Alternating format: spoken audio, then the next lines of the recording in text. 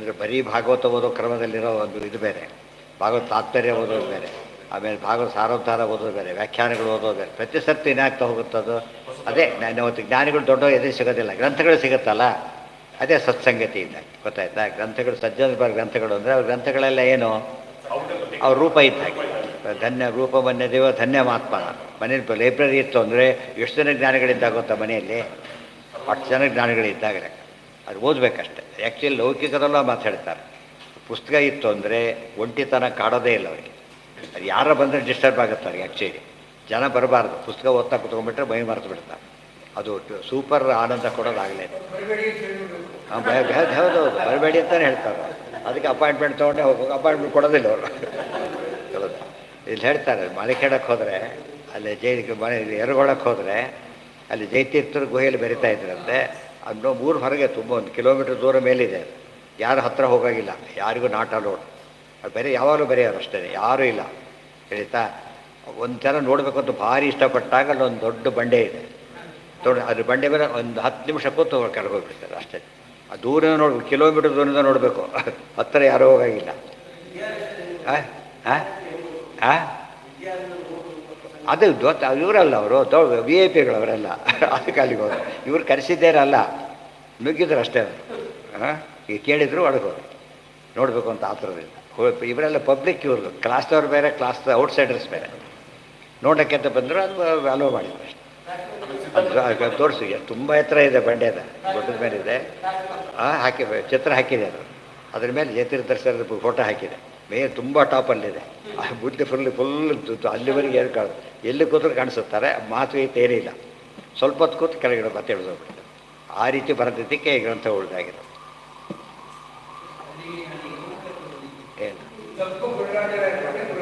ಹಾಂ ಹಾಂ ನೀವು ಗ್ರೌಂಡ್ ಹೋಗಿದ್ರೆ ಮೇಲಕ್ಕೆ ಎಲ್ಲಿಗೆ ಹೋಗಿದ್ರಿ? ಮೇಲಕ್ಕೆ ಅಂತ ಹತ್ಲಕ್ಕೆ ಬರೋದಿಲ್ಲ. ಹೆಂಗೆ ಹೋಗಿದ್ರಿ?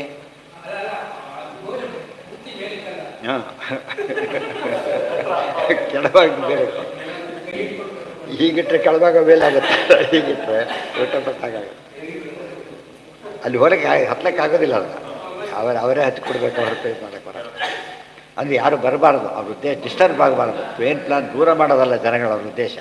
ಡಿಸ್ಟರ್ಬ್ ದೇವ್ರ ಪೂಜೆ ಕಾಲಕ್ಕೆ ದೂರ ಮಾಡೋದಲ್ಲ. ಇವರು ಮಾತು ಆಡಿಸ್ಬಾರ್ದು, ಅವ್ರು ಮಾತು ಆಡಬಾರ್ದು. ಹೌದು, ಭಂಗ ಬರುತ್ತೆ. ಕೂತ್ಮೇಲೆ ಮಾತಾಡಿದ್ರು ಕೂಡ ಅದು ಬಂತರಲ್ಲಿ ಸೇರ್ಕೊಂಡ್ಬಿಡುತ್ತೆ. ಅದು ಪೊಲ್ಯೂಟ್ ಆಗುತ್ತೆ, ಮಾಡಬಾರ್ದು. ಅದನ್ನು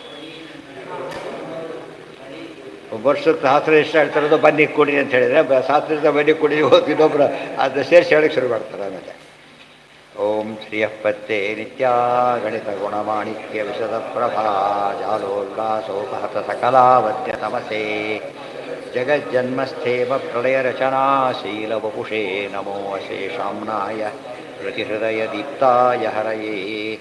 ನ ಶಬ್ದಾಬ್ಧೌ ಗಾಢಾ ನ ಚ ನಿಗಮ ಚರ್ಚಾ ಸುಚತುರಾ ನ ಚ ನ್ಯಾಯೇ ಪ್ರೌಢಾ ನ ಚ ವಿದಿತ ವೇದ್ಯಾ ಅಪಿ ವಯಂ ಪರಂ ಶ್ರೀಮತ್ಪೂರ್ಣಪ್ರಭತಿ ಗುರುಕಾರುಣ್ಯಸರಣಿಂ ಪ್ರಪನ್ನಾಃ ಮನ್ಯಾಸ್ಮಃ ಕಿಮಪಿ ಚ ಪ್ರಾಪ್ನೋತಿ ಮಹತಾಂ ನಾರಾಯಣಂ ನಿಖಿಲಪೂರ್ಣಗುಣೈಕದೇಹಂ ನಿರ್ದೋಷಮಪ್ಯತಮಮಪ್ಯಖಿಲೈಃ ಸುವಾಕ್ಯೈಃ ಯಸ್ಯೋದ್ಭವಾದಿತಮಶೇಷವಿಶೇಷತೋಪಿ ವನ್ಯಂ ಸದಾ ಪ್ರಿಯತಮಂ ಮಮ ಸನ್ನಮಾಮಿ.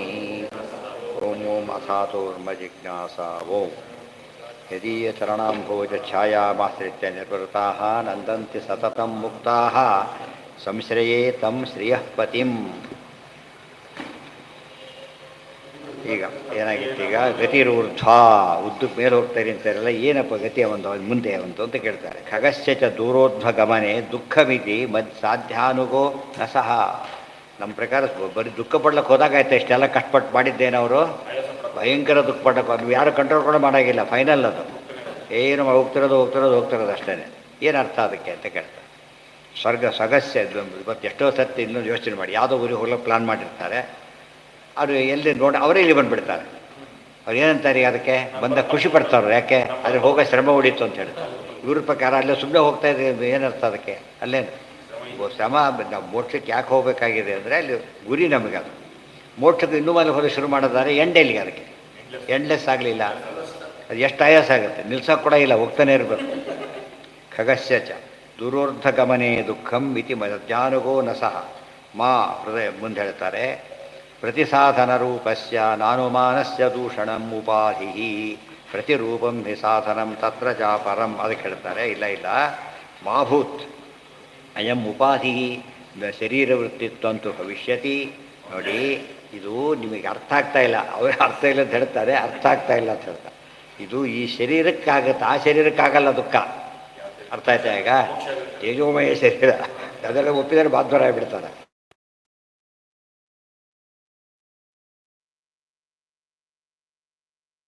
ವಿಚಾರದರ್ಶನಾದಿತ್ಯತಃ ಸರ್ವೋಪಾಧಿ ಸಾಧಾರಣಂ ದೂಷಣಮಾಹ ಪ್ರತಿಸಾಧನೇತಿ ಪ್ರತಿಸಾಧನ ರೂಪಸ್ಯ ನಾನುಮಾನಸ್ಯ ದೂಷಣಂ ಉಪಾಧಿ ಅದಕ್ಕೆ ಉತ್ತರ ಕೊಡ್ತಾರೆ ಜಿನೋಕ್ತಾನುಮಾನಾನಾಂ ಪ್ರತಿಸಾಧನಂ ಖಲು ಅಸ್ಮಾಭಿಃ ಉಪನ್ಯಸ್ತಂ ಪ್ರತಿಸಾಧನ ರೂಪಸ್ಯ ಅನುಮಾನಸ್ಯ ಚ ಉಪಾಧಿರ್ನ ದೂಷಣಂ ಅಥೋ ಅತ್ರ ಉಪಾಧ್ಯುದ್ಭಾವನಮೇವ ಅಸಂಗತಂ ಕಿಂ ತದ್ದೂಷಣ ಗವೇಷಣೇನ ಪೂರ್ವೋಪಾಧೇಃ ಪುರಾಪಾದೇಸ್ತು ಅಂಗೀಕಾರೇಣ ದೂಷಣಂ ಅಭೀತಮಿತಿ ಕುತೋ ನ ಇತ್ಯತಃ ಪ್ರತಿರೂಪಂ ಹಿ ಸಾಧನಂ ತನ್ನ ಚಾಪರಂ ಒಂದು ಉಪಾಧಿ ಅವೆಲ್ಲ ಮತ್ತೆ ಹೇಳ್ತಾ ಕೂತು ದೊಡ್ಡದಾಗತ್ತೆ ಉಪಾಧಿ ಇದ್ದರೆ ಅವನ ಮಾನ ಸರಿಯಲ್ಲ ಅಂತ ಅರ್ಥ ನೀವು ಹೇಳಿದ್ದೀರಿ ಇದು ಉಪಾಧಿ ಇದಕ್ಕೆ ಅಂತ ಕೇಳಿದ ಅದಕ್ಕೆ ಹೇಳ್ತಾರೆ ಪ್ರತ್ಯನುಮಾನಕ್ಕೆ ಉಪಾಧಿ ದೋಷ ಅಲ್ಲ ಅಂತ ಹೊಸ ವಿಷಯ ಗೊತ್ತಾಯ್ತು ಪ್ರತ್ಯನುಮಾನ ಕೊಡ್ಲಿಕ್ಕೆ ಹೊರಟಾಗ ಉಪಾಧಿ ಯಾಕಂದ್ರೆ ಉದ್ದೇಶ ನಾವು ಸಾಧನೆ ಮಾಡ್ಲಿಕ್ಕೆ ಹೊರಟಾಗ ಉಪಾಧಿ ದೋಷ ಆಗುತ್ತೆ ಖಂಡನೆ ಮಾಡ್ಲಿಕ್ಕೆ ಹೊರಟ ಕಾಲಕ್ಕೆ ಏನಾಗೋದಿಲ್ಲ ಅವನ ಅನುಮಾನ ಬೇಸ್ ಮಾಡಿ ಉತ್ತರ ಕೊಡ್ತಿರೋದ್ರಿಂದ ಇಲ್ಲಿ ಏನು ದೋಷ ಆಗೋದಿಲ್ಲ ದೋಷ ಆಗೋದಿಲ್ಲ ವೆರಿ ಇಂಪಾರ್ಟೆಂಟ್ ಇದು ಅಂದರೆ ಪ್ರತ್ಯನುಮಾನಕ್ಕೂ ದೋಷ ಬರೋದಿಲ್ಲ ಅಂತ ತಿಳ್ಕೊಂಡ್ಬಿಟ್ರೆ ಹೊಸ ವಿಷಯ ಗೊತ್ತಾಗುತ್ತೆ ಯಾವಾಗ ನೆನಪೇ ಇರಲಿ ಯದುಪಾಧಿರ್ನಾಮದೂಷಣಂ ತತ್ತೆತ್ತರೂ ಸಾಧನಂ ನ ತು ಅನೇಕಾಂತ್ಯಾದಿಕಂ ಹಿ ಶಬ್ದೋ ಯಸ್ಮಾದಿತ್ಯ ಬೇರೆ ದೋಷ ಹೇಳಬೇಕು ಇದನ್ನು ಹೇಳಬಾರ್ದು ಉಪಾಧಿಸ್ತಾವತ್ ಪ್ರತಿಪಕ್ಷ ಉನ್ನಾಯಕ ನ ಇತರಥಾ ದೂಷಣಂ ತತಃ ಪ್ರತಿಪಕ್ಷಸ್ಯ ಉಪಾಧಿಮುದ್ಭಾವಯತ ಪ್ರತಿಪಕ್ಷ ಏವ ಉದ್ಭಾವಿತೋ ಭವತಿ ಪ್ರತಿಪಕ್ಷಸ್ಯ ಸಾಧನಾಯ ಪ್ರವೃತ್ತಂ ಪ್ರತಿಬದ್ಧಾತಿ ನ ಪುನಃ ಕಿಂಚಿತ್ ಸಾಧಯತಿ ಸಾಧನೆ ಮಾಡಬೇಕಾದ್ರೆ ಪ್ರಶ್ನೆ ಇದು ಉಪಾಧಿ ನಾವು ಖಂಡನೆ ಮಾಡ್ಲಿಕ್ಕೆ ಹೊರಟಿರೋದು ನಿಮ್ಮ ವಿಷಯ ಸರಿಯಿಲ್ಲ ಅಂತ ಅಷ್ಟೇ ಹೇಳೋದಕ್ಕೆ ಕೊಟ್ಟಿದ್ದೇವೆ ಹೊರತು ಏನೋ ಸಾಧನೆ ಮಾಡ್ಲಿಕ್ಕೆ ಹೊರಟಿಲ್ಲ ಸಾಧನೆ ಮಾಡ್ಲಿಕ್ಕೆ ಅನುಮಾನ ಹಿಡಿದಾಗ ಉಪಾಧಿ ಇರಬಾರ್ದು ಅದರೊಳಗೆ ಖಂಡನೆ ನಿನ್ನಲ್ಲಿ ದೋಷ ಹೇಳೋಕ್ಕೆ ಹೊರಟಿರೋದ್ರಿಂದ ಅಲ್ಲಿ ಏನಿದ್ರು ಪರವಾಗಿಲ್ಲ ಉಪಾಧಿ ಏನು ಲೆಕ್ಕನೇ ಇಲ್ಲ ಅಂತ ಹೇಳಿ ಪ್ರತಿಪಕ್ಷಸ್ಯ ಪ್ರಥಮೇನೈವ ಪ್ರತಿಬದ್ಧತ್ವಾತ್ ಅತಃ ಪ್ರತಿಪಕ್ಷಸ್ಯ ಪ್ರತಿಪಕ್ಷೋ ಅಕಿಂಚಿತ್ಕರತ್ವಾನ್ನ ದೂಷಣಂ ಅತ ಏವ ಉಪಾಧಿರಪೀತಿ ಅಥಾಪಿ ಸಶರೀರತ್ವಂ ಚಾತ್ರೋಪಾಧಿರ್ನ ವೈ ಭವೇತ್ ಇನ್ನು ಸಶರೀರತ್ವ ಉಪಾಧಿ ಆಗುತ್ತೆ ಅದು ಆಗೋದಿಲ್ಲ ಗತಿತ್ವಂ ಯತ್ರ ದೇಹಿತ್ವಂ ಇತಿ ತಯತ್ ಪ್ರತಿಸಾ ಇತಿ ಸತ್ಸಾಧನಾನುಗಂ ಗತಿ ಇದ್ಮೇಲೆ ಏನಿರಬೇಕಾಯಿತು ದೇಹ ಇರಬೇಕು ದೇಹ ಇದ್ಮೇಲೆ ಇಂಥ ದೇಹ ಇದ್ಮೇಲೆ ದುಃಖ ಆಗಲೇಬೇಕಲ್ಲ ಅಂತ ಅವ್ರ ಪ್ರಶ್ನೆ ಮತ್ತೆ ಆಗಮನಾನುಸಾರಿತ್ವೇ ಪ್ರಸಂಗೋಯಂ ಯತಸ್ತತಃ ನಾಯಂ ಅಪಸಿದ್ಧಾಂತದ ದೋಷಃ ಆಗೊಂದು ಪ್ರಶ್ನೆ ಬಂತಾಗ ಏನು ಪ್ರಶ್ನೆ ಬಂತು ನೋಡಿ ಅವನು ಹೇಳಿದ್ರೆ ಒಪ್ಪದೇ ಇಲ್ಲ ನೀವು ಹೇಳಿದ್ದು ನಾವು ಒಪ್ಪಬೇಕಾಗಿದ್ದರೆ ನೀವೇನು ಹೇಳ್ತೀರಿ ಮುಕ್ತಿಯಲ್ಲಿ ದೇಹ ಇದೆ ತೇಜೋಮಯದ ಏನಾಗಲ್ಲ ಅಂತ ಹೇಳ್ತೀರಿ ಪಾಪ ಅವನಿಗೆ ಮಾತ್ರ ಅವನೇನು ಹೇಳಿದ ಅದು ಹೇಳ್ಬೋದು ಅದಕ್ಕೆ ಅವನು ಇಲ್ಲಿ ದೇಹ ಇರೋದ್ರಿಂದ ಇದು ರೋಗಾದಿಗಳು ಹೇಗೆ ಬರುತ್ತೋ ಮುಕ್ತರ ದೇಹಕ್ಕೂ ರೋಗ ಬರಲಿ ಅಂತ ಕೇಳ್ತಾನೆ ಅವನೀಗ ನಾವೇನು ಮಾಡ್ತೀವಿ ನೀವೇನು ಹೇಳ್ತೀರಿ ಅದು ಬೇರೆ ದೇಹ ಅಂತ ಹೇಳ್ತಾರೆ ಹಾಗೆ ನಾವು ಹೇಳ್ತೀವಿ ಅಂತ ಕೇಳಿದೆ ಅದಕ್ಕೆ ಹೇಳ್ತಾರೆ ಎಷ್ಟು ಸೂಕ್ಷ್ಮ ಇದೆ ಕೂಡ ನಮ್ಮ ಹತ್ರ ಅವ್ರ ಹತ್ರ ಸೇಮ್ ಕಾಣ್ತಾ ಇದೆ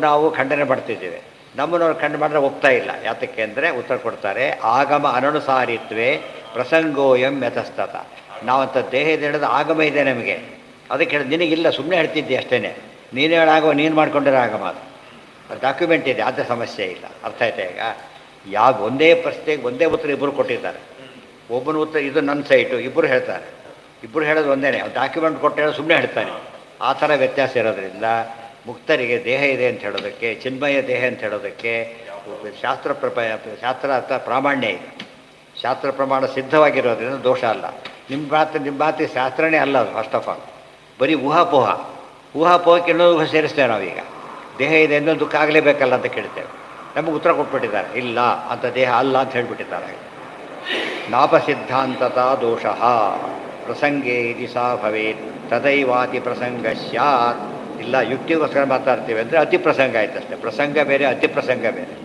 ನ ಪ್ರಸಂಗ ಕ್ವಚಿತ್ ಭವೇತ್ ಪ್ರಸಂಗ ಅಂದ್ರೇನು ಸಂದರ್ಭ ತಕ್ಕಂಥ ಒಂದು ಆರೋಪ ಮಾಡಕ್ಕೆ ತರ್ಕ ಅತಿ ಪ್ರಸಂಗ ಏನು ಹುಚ್ಚಾಪಟ್ಟಿ ತರ್ಕಕ್ಕೆ ಬೆಲೆ ಇಲ್ಲ ನೀನೀಗ ಉಪವಾಸ ಮಾಡೋದಿಲ್ಲ ಅಂದರೆ ನಿನಗೆ ಗೋಮಾಂಸ ಭಕ್ಷಣೆ ಮಾಡೋ ದೋಷ ಬರುತ್ತೆ ಅಂತ ಹೇಳಿದ. ಗೊತ್ತಾಯ್ತಾ?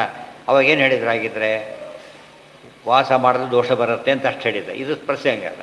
ಅತಿ ಪ್ರಸಂಗ ಅಂತ ಕೇಳಿದರೆ ನಿನಗೆ ಉಪವಾಸ ಮಾಡದೆ ಹೋದರೆ ಏನೋ ಒಂದು ಹೇಳಿದ, ಇದೊಂದು ಕಾರಣ ಕೊಟ್ಟ, ಅದು ಒಪ್ಕೊಂಡ್ಬಿಡ್ತೀವಿ ನಾವು. ಅತಿ ಪ್ರಸಂಗ ಇನ್ನೊಂದು ಕೇಳಬೇಕಾಗುತ್ತೆ. ಅತಿ ಪ್ರಸಂಗ ಅಂದ್ರೇನು? ಇವತ್ತು ಕೈಕಾಲಿರೋರಿಗೆಲ್ಲ ಸೀಟ್ ಕೊಡಬೇಕು ಅಂದರೆ ಎಲ್ಲರಿಗೂ ಸೀಟ್ ಕೊಡಬೇಕು ಅಂತ ಅರ್ಥ. ಅತಿ ಪ್ರಸಂಗ ಅರ್ಥ ಆಯ್ತಾ? ಪಾಸಾದರೆ ಸೀಟ್ ಕೊಡಬೇಕು, ಇಷ್ಟು ಮಾರ್ಕ್ಸ್ ಕಟ್ ಆಫ್ ಇದೆ, ಕಟ್ ಆಫ್ ಫಿಗರ್ ಇದೆ, ಅದರೊಳಗೆ ಬಂದರೆ ಕೊಡಲೇಬೇಕು. ಆಗ ಔಟ್ ಆದರೆ ಬರೋಕ್ಕೆ ಕೊಡಬೇಕಾಗಿಲ್ಲ. ಇಲ್ಲ ಕೈಕಾಲಿವೆ ಅದು ಕೊಡಿ ಅಂತ ಕೇಳಿದ್ರೆ ಹಾಗಿದೆ ಎಲ್ಲರಿಗೂ ಕೊಡಬೇಕು. ಕಾರಣ ಎಲ್ಲ ಬೋಧವ್ರಿಗೆಲ್ಲ ಕೊಡಬೇಕು ಕೂತ್ಕೊಂಡು. ಅತಿ ಪ್ರಸಂಗ ಅಂದರೆ ಎಲ್ಲರಿಗೂ ಅಪ್ಲಿಕಬಲ್ ಆಗಿ ಒಂದು ವ್ಯಾಪ್ತಿ ಅನುಕೂಲ ಆದರೆ ಸರಿ. ವ್ಯಾಪ್ತಿನ ಮೀರಿ ಹೋಗೋದಾದರೆ ಅದು ಅರ್ಥನೇ ಇಲ್ಲ, ಅತಿ ಪ್ರಸಂಗ ಅಂತ ಕರೀತಾರೆ. ಲೋಕಾಕಾಶಗತಿತ್ವಂ ಚೇದುಪಾಧಿ ಸಾಧನೇತಿ ಸಾಧನಾನುಗ ಸೋಪಿ ಇತ್ಯುಕ್ತೆ ವದೇತ್ಕಿಂ ಸಹ. ಅದೆಲ್ಲ ಹೇಳ್ತೀಯಲ್ಲ, ಏನು ಹೇಳಿದ್ರು ಕೂಡ ಆಧಾರ ಕೇಳ್ತೀವಿ ಫಸ್ಟ್ ನಾವೀಗ. ಆಧಾರ ಕೊಡೋದಿಲ್ಲ ಅಂದರೆ ಎಷ್ಟು ಉತ್ತರ ಕೊಟ್ಟರು ಅಷ್ಟೇ ಅಂತ ಇನ್ನೊಂದು ಸರ್ಟಿಫಿಕೇಟ್ ಇಟ್ಟ, ಅಲ್ಲ ಮತ್ತಿನ್ನೊಂದು ಇಟ್ಟ. ಏನು ಇಷ್ಟು ಕೊಟ್ಟರು ತೊಗೊಳೋದಿಲ್ಲ ಅಂತ ಕೇಳಿದರೆ ಎಷ್ಟು ಕೊಟ್ಟರು ಅಷ್ಟೇ. ಯಾಕೆ? ಎಲ್ಲ ಇನ್ವ್ಯಾಲಿಡ್. ಇನ್ವ್ಯಾಲಿಡ್ ಒಂದು ಕೊಟ್ಟರೆ ಸಾಕು, 1000 ಕೊಟ್ಟರು ಒಪ್ಪೋದಿಲ್ಲ. ಅದಕ್ಕೆ ಅವನು ಹೇಳ್ತಾನೆ, ನೋಡಯ್ಯ, ಸಾಧನೆಗೆ ಅನುಕೂಲವಾಗದೆ ಹೋದರೆ ಎಷ್ಟು ಹೇಳಿದ್ರು ಅಷ್ಟೇ ನಿಂದು ಅಂತೇಳಿ. ತಸ್ಮಾತ್ ವೇದೋದಿತೋ ಭವೇತ್ ಮೋಕ್ಷ. ಹೇಳಿಲ್ಲ ಆರ್ಟ್ ಸ್ಟೂಡೆಂಟ್ ಫಸ್ಟ್ ರ್ಯಾಂಕು, ಪ್ರತಿ ವರ್ಷ ಅಪ್ಲೈ ಮಾಡೋದು ಮೆಡಿಕಲ್ಗೆ. 10 ವರ್ಷದಿಂದ ಮಾಡಿ ಇನ್ನೂ ಕೊಡೋದಿಲ್ಲ ಏನ್ರಿ ಅಂತ ಕೇಳಿದರೆ ನೀವು ಇನ್ನೂ ಕೋಟಿ ವರ್ಷ ಯಾರೂ ಕೊಡೋದಿಲ್ಲ ಅಂತ ಹೇಳ್ತಾರೆ. ತಸ್ಮಾತ್ ವೇದೋದಿತೋ ಭವೇತ್ ಮೋಕ್ಷ. ಅದರಿಂದ ಇನ್ನೇನು ಮಾಡಬೇಕೀಗಂದರೆ ಹೇಳ್ತಾನೆ, ಏನೂ ಇಲ್ಲ, ವೇದ ಹೇಳಿದ ಮೋಕ್ಷ ಒಪ್ಪು, ಸಮಸ್ಯೆ ಬರೋದಿಲ್ಲ. ಏನು ಸಮಸ್ಯೆಗೂ ಅದೇ ಜವಾಬ್ದಾರಿ ಆಗುತ್ತೆ.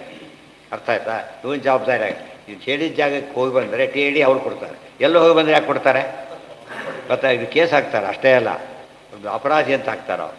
ಹೇಳಿದ ಜಾಗವೇ ಜವಾಬ್ದಾರಿ ಇರುತ್ತೆ. ಇದು ಹೇಳಿದ ಜಾಗಕ್ಕೆ ಹೋದರೆ ಅಲ್ಲಿ ಮೆನ್ಷನ್ ಮಾಡಿರ್ತಾರೆ, ಇಷ್ಟು ದಿವಸ ಹೋಗಬೇಕು, ಇಲ್ಲಿ ಹೋಗಬೇಕು, ಎಲ್ಲ ತಿಳಿ ಅದು ಪ್ರಕಾರ ಮಾಡಬೇಕು ಅವನು ಅಷ್ಟೇ. ಹೆಚ್ಚು ಕಡಿಮೆ ಮಾಡಿದರೆ ಕೊಡೋದಿಲ್ಲ. ಅದು ಆಗಮ ಪ್ರಾಮಾಣ್ಯ, ಹಾಗೆ ನೋಡಬೇಕು. ಇದಿಷ್ಟು ಜೈನ ಮತದ ವಿಮರ್ಶೆ ಆಯಿತು. ತಸ್ಮಾತ್ ವೇದೋದಿತೋ ಭವೇತ್ ಮೋಕ್ಷ. ವೇದ ಪಕ್ಷ ಬೇರೆ ಆಗಮ ಕೊಟ್ಟರೆ ನಾವು ಒಪ್ಪೋದಿಲ್ಲ. ನಾವು ಒಪ್ಪುವಾಗ ಅವನು ಬೇಕಿಲ್ಲ, ಎಲ್ಲರೂ ಒಪ್ಪುವ ಆಗಮ ವೇದ, ಅದು ಒಪ್ಪೋದಿಲ್ಲ ಅಂದಮೇಲೆ ಪ್ರಮಾಣವಿಲ್ಲದೆ ಮಾತಾಡ್ತಾರೆ ಎಂತಾಯಿತು. ಈಗ ಇನ್ನೊಬ್ಬರು ಬರ್ತಾರೆ, ನಮ್ಮ ಮೋಕ್ಷ ಕೇಳಿ ಹೇಗಿದೆ ನೋಡಿ ಅಂತಾನೆ, ಯಾರು ಬೌದ್ಧರು. ಅದು ಕೇಳ್ತಾರೆ, ಇವರು ಅಪ್ಪ ಅಂತಾರಲ್ಲ ಹಾಗಿದೆ. ಸ್ವಯಂ ವಿಷ್ಣು ಯದ್ಯಪೀಶೋ ಹಿ ಅಶೇಷವಿತ್ ಚಕಾರ ಸೌಗತಮತಂ ಮೋಹಾಯೈವ ಚಕಾರಯತ್. ನೋಡಿದಿರಾ, ಇನ್ನು ಭಯಾಗಿಲ್ಲ ನೀವು ಇದನ್ನು. ನೀವು ವೇದ ಒಪ್ಪಿ ಮಾತಾಡ್ತೀರಿ, ನಾವು ಬುದ್ಧನ ಒಪ್ಪಿ ಮಾತಾಡ್ತೇವೆ. ಬುದ್ಧ ಯಾರು ಗೊತ್ತಾ? ನಿಮ್ಮ ವಿಷ್ಣುನೇ. ನಿಮ್ಮ ವಿಷ್ಣುನೇ ನಮ್ಮ ಹತ್ರ ಹೇಳಿರೋದು. ಏನು ಆಕ್ಷೇಪ ಮಾಡೋಂಗಿಲ್ವಲ್ಲ ನೀವೀಗ? ನಮ್ಮದು ಆಗಮ ಆಯ್ತಲ್ಲ ಈಗ. ಇದು ಸ್ವಾರಸ್ಯ. ಈ ಮತ ಆ ಮತಕ್ಕೆ ಏನು ವ್ಯತ್ಯಾಸ ತೋರಿಸ್ತಾರೆ ಈಗ. ಜೀರ್ಣ ವಿಷ್ಣು ಅಂತ ಕರೆದಿಲ್ಲ ಅವರು.